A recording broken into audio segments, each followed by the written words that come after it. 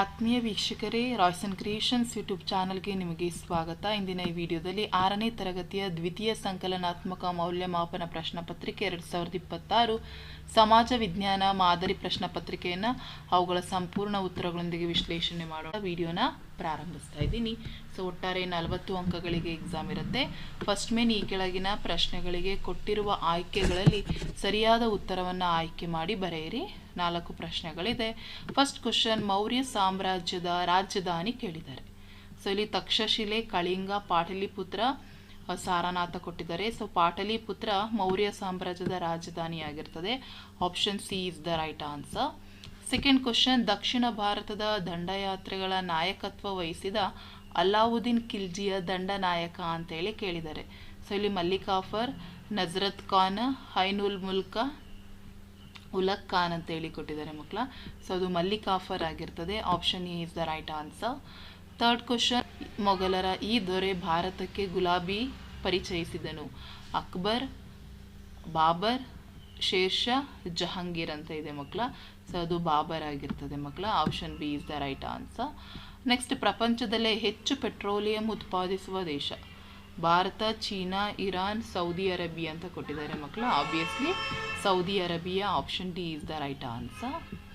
Next, second main ಕೆಳಗಿನ ಪ್ರಶ್ನೆಗಳಿಗೆ ಒಂದು ವಾಕ್ಯದಲ್ಲಿ ಉತ್ತರಿಸಲಿಕ್ಕೆ ಇದೆ.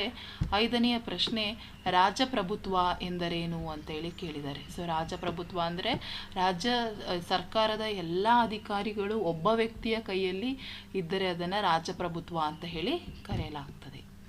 6ನೇ ಪ್ರಶ್ನೆ, ಏಕರೂಪ ನಾಗರಿಕತೆ ಸಂಹಿತೆ ಎಂದರೇನು ಅಂತ ಕೇಳಿದ್ದಾರೆ. ಸೊ ಭಾರತದ ಎಲ್ಲ ಪ್ರಜೆಗಳಿಗೂ ಸಮಾನ ನಾಗರಿಕ ಕಾನೂನನ್ನು ಜಾರಿ ಮಾಡುವುದಕ್ಕೆ ಏಕರೂಪ ನಾಗರಿಕ ಸಂಹಿತೆ ಅಂತೇಳಿ ಕರೆಯಲಾಗ್ತದೆ. 7ನೇ ಪ್ರಶ್ನೆ, ವಿಜಯನಗರ ಸಾಮ್ರಾಜ್ಯದ ಯಾವ ದೊರೆಯು ಕನ್ನಡ ರಾಜ್ಯ ರಮಾರಮಣ ಎಂಬ ಬಿರುದನ್ನು ಹೊಂದಿದ್ರು? ಸೊ ಅದು ಶ್ರೀಕೃಷ್ಣ ದೇವರಾಯ ಆಗಿರ್ತಾರೆ. ನೆಕ್ಸ್ಟ್ 8ನೇ ಪ್ರಶ್ನೆ, ನಮ್ಮ ರಾಷ್ಟ್ರಧ್ವಜದಲ್ಲಿರುವ ಬಿಳಿಯ ಬಣ್ಣ ಏನನ್ನು ಸೂಚಿಸುತ್ತದೆ ಅಂತ ಕೇಳಿದರೆ ಆಬ್ವಿಯಸ್ಲಿ ಅದು ಶಾಂತಿಯನ್ನು, ಪೀಸನ್ನು ಸೂಚಿಸುವಂಥದ್ದು. ಶಾಂತಿ is the right answer. Next, third main ಬಿಟ್ಟ ಸ್ಥಳವನ್ನು ತುಂಬಿರಿ. 9ನೇ ಪ್ರಶ್ನೆ, ಅಂತಾರಾಷ್ಟ್ರೀಯ ಮಾನವ ಹಕ್ಕುಗಳ ಸಾರ್ವತ್ರಿಕ ಘೋಷಣೆಯಾದಂತಹ ವರ್ಷವನ್ನು ಕೇಳಿದ್ದಾರೆ. ಯಾವ ವರ್ಷದಲ್ಲಿ ಅದು ಆಗ್ತದೆ ಅಂದರೆ 1948 ಡಿಸೆಂಬರ್ 10. ನೆಕ್ಸ್ಟ್ 10ನೇ ಪ್ರಶ್ನೆ, ಫತೇಪುರ್ ಸಿಕ್ರಿಯನ್ನು ಡ್ಯಾಶ್ ಸಾಮ್ರಾಟ ನಿರ್ಮಾಣ ಮಾಡ್ತಾನೆ. ಸೊ ಅದನ್ನು ಅಕ್ಬರ್ ನಿರ್ಮಾಣ ಮಾಡುವಂಥದ್ದು ಫತೇಪುರ್ ಸಿಕ್ರಿಯನ್ನು. ನೆಕ್ಸ್ಟ್ 11ನೇದು, ಏಷ್ಯಾ ಖಂಡವು ಡ್ಯಾಶ್ ಗೋಳಾರ್ಧದಲ್ಲಿದೆ ಅಂತೇಳಿ ಕೇಳಿದರೆ ಅದು ಉತ್ತರಾರ್ಧ ಗೋಳದಲ್ಲಿ ಇರುವಂಥದ್ದು ಏಷ್ಯಾ ಖಂಡ. ನೆಕ್ಸ್ಟ್ 12ನೆಯ ಪ್ರಶ್ನೆ, ಪ್ರಪಂಚದ 2ನೆಯ ಚಿಕ್ಕ ಭೂಖಂಡ. ಸೊ ಅದು ಯುರೋಪ್ ಆಗಿರ್ತದೆ. ನೆಕ್ಸ್ಟ್ 4th ಮೇನ್ ಕೆಳಗಿನ ಪ್ರಶ್ನೆಗಳಿಗೆ 3-4 ವಾಕ್ಯಗಳಲ್ಲಿ ಉತ್ತರಿಸಲಿಕ್ಕೆ ಕೇಳಿದ್ದಾರೆ. 13ನೇ ಪ್ರಶ್ನೆ, ಆಫ್ರಿಕಾ ಖಂಡದ ಪ್ರಮುಖ ನದಿಗಳನ್ನು ಹೆಸರಿಸಿ. ಸೊ ಯಾವೆಲ್ಲ ಪ್ರಮುಖ ನದಿಗಳಿದ್ದಾವೆ ಆಫ್ರಿಕಾ ಖಂಡದಲ್ಲಿ? ಒಂದು ನೈಲ್, ನೈಜರ್, ಕಾಂಗೋ, ಜಾಂಬೇಜಿ ಮುಂತಾದವುಗಳು ಆಫ್ರಿಕಾ ಖಂಡದಲ್ಲಿ ಇರುವಂತಹ ನದಿಗಳು. ನೆಕ್ಸ್ಟ್, ಭಾರತದ ಇತಿಹಾಸದಲ್ಲಿ ಆಳ್ವಿಕೆ ನಡೆಸಿದಂತಹ ರಜಪೂತ ಮನೆತನಗಳನ್ನು ಕೇಳಿದ್ದಾರೆ. ಸೊ ಯಾವೆಲ್ಲ? ಮೊದಲನೇದು ಗುರ್ಜರ್ ಪ್ರತಿಹಾರರು, ಪಾಲರು, ಚೌಹಾಣರು, ಗುಹಿಲರು. ಸೊ ಇವರೆಲ್ಲ ಭಾರತದಲ್ಲಿ ಆಳ್ವಿಕೆ ನಡೆಸಿದಂತಹ ರಜಪೂತ ಮನೆಗಳಾಗಿರ್ತದೆ. 15ನೇ ಪ್ರಶ್ನೆ, ಭಾರತ ರಾಷ್ಟ್ರ ಲಾಂಛನದಲ್ಲಿ ಇರುವ ಪ್ರಾಣಿಗಳು ಯಾವ್ಯಾವು? ಯಾವೆಲ್ಲ ಪ್ರಾಣಿಗಳು ಇದ್ದಾವೆ ಅಂತ ಹೇಳಿದರೆ ಸಿಂಹ, ಆನೆ, ಗೂಳಿ, ಕುದುರೆ. ಇದಿಷ್ಟು ಪ್ರಾಣಿಗಳು ಭಾರತದ ರಾಷ್ಟ್ರ ಲಾಂಛನದಲ್ಲಿ ಇರುವಂತಹ ಪ್ರಾಣಿಗಳು. 16ನೇ ಪ್ರಶ್ನೆ, ದಕ್ಷಿಣ ಏಷ್ಯಾದ ರಾಷ್ಟ್ರಗಳನ್ನು ಹೆಸರಿಸಿ. ಸೊ ಯಾವೆಲ್ಲ ದಕ್ಷಿಣ ಏಷ್ಯಾದ ರಾಷ್ಟ್ರಗಳು ಅಂತ ಹೇಳಿದರೆ ಭಾರತ, ಪಾಕಿಸ್ತಾನ, ಚೀನಾ, ಶ್ರೀಲಂಕಾ, ಮಯನ್ಮಾರ್ ಮುಂತಾದವುಗಳು ದಕ್ಷಿಣ ಏಷ್ಯಾದ ರಾಷ್ಟ್ರಗಳಾಗಿದೆ. ನೆಕ್ಸ್ಟ್ 17ನೇ ಪ್ರಶ್ನೆ, ಕುತುಬ್ ಮಿನಾರ್ ಎಲ್ಲಿದೆ? ಅದರ ನಿರ್ಮಾಣ ಕಾರ್ಯವನ್ನು ಪೂರ್ಣಗೊಳಿಸಿದವರು ಯಾರು? ಸೊ ಕುತುಬ್ ಮಿನಾರ್ ದೆಹಲಿಯಲ್ಲಿದೆ. ಇಲ್ತಮಷ್ ಅದನ್ನು ಪೂರ್ಣಗೊಳಿಸ್ತಾನೆ. ನೆಕ್ಸ್ಟ್ 18ನೇ ಪ್ರಶ್ನೆ, ಸಿಖ್ಖರ ಪಂಚಕ ಕಾರಕಗಳನ್ನು ಹೆಸರಿಸಿ ಅಂತ ಹೇಳಿ ಕೇಳಿದರೆ ಅದು ಸಿಖ್ಖರ ಪಂಚಕಾರಕಗಳೆಂದರೆ ಕೇಶ, ಕಂಗ, ಕೃಪನ, ಕಚ್ಚೆ, ಕಂಕನ. 19ನೇ ಪ್ರಶ್ನೆ, ಮತದಾನದ ಮಹತ್ವವನ್ನು ತಿಳಿಸಿರಿ ಅಂತ ಹೇಳಿ ಕೇಳಿದ್ದಾರೆ. ಸೊ ಮತದಾನದ ಮಹತ್ವ ಏನಪ್ಪ ಅಂದರೆ ಪ್ರಜೆಗಳು ತಮಗೆ ಇಷ್ಟವಾದ ಪ್ರತಿನಿಧಿಗಳನ್ನು ಚುನಾವಣೆ ಮೂಲಕ ಆಯ್ಕೆ ಮಾಡ್ತಾರೆ. ಪ್ರಜೆಗಳು ರಹಸ್ಯ ಮತದಾನದ ಮೂಲಕ ತಮಗೆ ಇಷ್ಟವಾದ ಪ್ರಜೆಗಳನ್ನು ಆಯ್ಕೆ ಮಾಡ್ತಾರೆ. ಮತದಾನವು ಎಲ್ಲ ವರ್ಗದ ಜನರು ಪ್ರಾತಿನಿಧ್ಯಕ್ಕೆ ಅವಕಾಶವನ್ನು ನೀಡುತ್ತದೆ.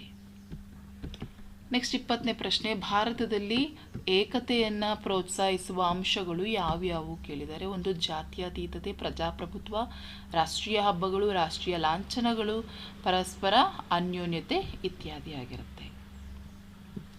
ನೆಕ್ಸ್ಟ್ 21ನೇ ಪ್ರಶ್ನೆ, ಯುರೋಪನ್ನು ಪರ್ಯಾಯ ದ್ವೀಪ ಅಂತ ಹೇಳಿ ಕರೆಯಲಾಗ್ತದೆ ಯಾಕೆ? ಯಾಕೆಂದರೆ ಯುರೋಪ್ ಖಂಡವು 3 ಕಡೆ ನೀರಿನಿಂದ ಆವರಿಸಿದೆ. ಉತ್ತರದಲ್ಲಿ ಬೇರೆಂಟ್ ಸಮುದ್ರ, ಪಶ್ಚಿಮದಲ್ಲಿ ಅಟ್ಲಾಂಟಿಕ್ ಸಾಗರ, ದಕ್ಷಿಣದಲ್ಲಿ ಮೆಡಿಟರೇನಿಯನ್ ಸಮುದ್ರಗಳಿಂದ ಆವರಿಸಿದೆ. ಒಂದು ಭಾಗ ಪೂರ್ವ ಭಾಗಕ್ಕೆ ಏಷ್ಯಾ ಖಂಡ ಇರುವುದರಿಂದ ಯುರೋಪನ್ನು ಏಷ್ಯಾ ಪರ್ಯಾಯ ದ್ವೀಪ ಅಂತ ಹೇಳಿ ಕರೆಯಲಾಗ್ತದೆ.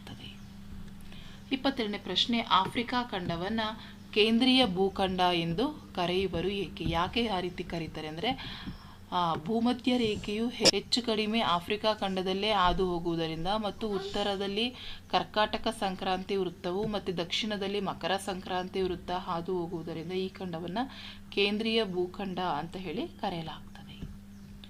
ನೆಕ್ಸ್ಟ್ 5th ಮೇನ್ ಕೆಳಗಿನ ಪ್ರಶ್ನೆಗಳಿಗೆ 5-6 ವಾಕ್ಯದಲ್ಲಿ ಉತ್ತರಿಸಲಿಕ್ಕೆ ಕೇಳಿದ್ದಾರೆ. ಇಲ್ಲಿ ಬಸವೇಶ್ವರ ಚಿಂತನೆಗಳನ್ನು ತಿಳಿಸಲಿಕ್ಕೆ ಕೇಳಿದ್ದಾರೆ. ಸೊ ಇವರು ಜಾತಿರಹಿತ ಮತ್ತು ವರ್ಗರಹಿತ ಸಮಾಜ ನಿರ್ಮಾಣಕ್ಕೆ ಶ್ರಮಿಸ್ತಾರೆ. ಕಾಯಕವೇ ಕೈಲಾಸ ಇವರ ಮುಖ್ಯ ಬೋಧನೆ. ಜಾತೀಯತೆ, ಮೂರ್ತಿ ಪೂಜೆ, ಯಜ್ಞ ಯಾಗಾದಿಗಳನ್ನು ಖಂಡಿಸಿ ದೇಹವೇ ದೇಗುಲ ಅಂತ ಹೇಳ್ತಾರೆ. ಹೆಣ್ಣು ತಾಯಿ ಅವಳೇ ಸರ್ವಸ್ವ ಎಂಬ ಮಾತಿನ ಮೂಲಕ ಸ್ತ್ರೀಯರಿಗೆ ಆತ್ಮವಿಶ್ವಾಸ ನೀಡ್ತಾರೆ. ಬಸವ ಕಲ್ಯಾಣದಲ್ಲಿ ವಚನಕಾರರ ವೇದಿಕೆಯಾದ ಅನುಭವ ಮಂಟಪವನ್ನು ಸ್ಥಾಪಿಸ್ತಾರೆ. ಬಸವೇಶ್ವರರು 1000ಕ್ಕೂ ಹೆಚ್ಚಿನ ವಚನಗಳನ್ನು ರಚಿಸಿದ್ದಾರೆ. ಅವು ಕೂಡಲ ಸಂಗಮ ದೇವ ಎಂಬ ಅಂಕಿತದೊಂದಿಗೆ ಕೊನೆಗೊಳ್ಳುತ್ತವೆ. ವಚನ ಚಳುವಳಿಯ ಪ್ರಮುಖರಾದಂಥ ಶ್ರೀ ಬಸವೇಶ್ವರರು ಮಾನವ ಕುಲದ ಕಲ್ಯಾಣಕ್ಕಾಗಿ ನೀಡಿದ ಸಂದೇಶವು ಸರ್ವಕಾಲಿಕವಾದದ್ದು. ಕರ್ನಾಟಕ ಸರ್ಕಾರವು ದಿನಾಂಕ 13/2/2024 ವಿಶ್ವಗುರು ಬಸವಣ್ಣ ಅವರನ್ನು ಕರ್ನಾಟಕ ಸಾಂಸ್ಕೃತಿಕ ನಾಯಕ ಅಂತ ಹೇಳಿ ಘೋಷಿಸಿದೆ. ಸೊ ಇದಿಷ್ಟು ಅದಕ್ಕೆ ಸಂಪೂರ್ಣ ಉತ್ತರ ಆಗಿದೆ. ನೆಕ್ಸ್ಟ್ ನಿಮಗೆ 24ನೇ ಪ್ರಶ್ನೆಯಲ್ಲಿ ಭಾರತದ ನಕ್ಷೆ ಬಿಡಿಸಿ ಕೆಳಗಿನ ಸ್ಥಳಗಳನ್ನು ಗುರುತಿಸಲಿಕ್ಕೆ ಕೇಳಿದ್ದಾರೆ. ತಾಳಿಕೋಟೆ, ಕೆಳದಿ, ವಿಜಯನಗರ, ಶೃಂಗೇರಿ. ಸೊ ಇಲ್ಲಿ ನೋಡಿ ಇದೆ ಕೆಳದಿ, ಇಲ್ಲೇ ಇದೆ ಮಕ್ಕಳ ನೋಡಿ, ಇದು ಕೆಳದಿ ಆಗಿರುತ್ತೆ. Sringeri. Next Talikote. So India ಮ್ಯಾಪನ್ನು ನೀವು ಕರೆಕ್ಟಾಗಿ ಬರೀಬೇಕು ಮಕ್ಕಳ. ಸೊ ತಾಳಿಕೋಟೆ ಮತ್ತು ಅವ್ರು ಇನ್ನೊಂದು ಕೇಳಿರೋವಂಥದ್ದು ಶೃಂಗೇರಿ ಆಗಿರ್ತದೆ ಮಕ್ಕಳ. ನೋಡಿ ಶೃಂಗೇರಿಯೂ ಸಹ ಇಲ್ಲೇ ಇದೆ. ಶೃಂಗೇರಿ, ಕೆಳದಿ, ತಾಳಿಕೋಟೆ. ಎಸ್, ತಾಳಿಕೋಟೆ ನೋಡಿ ಇಲ್ಲಿದೆ. ಸೊ ಇದಿಷ್ಟು ನೀವು ಮಾರ್ಕ್ ಮಾಡಿದ್ರೆ ನಿಮಗೆ ಕಂಪ್ಲೀಟಾಗಿ 3 ಅಂಕಗಳು, 4 ಅಂಕಗಳು ಈ ಮೇನಲ್ಲಿ ಕೇಳಿರುವಂಥದ್ದು.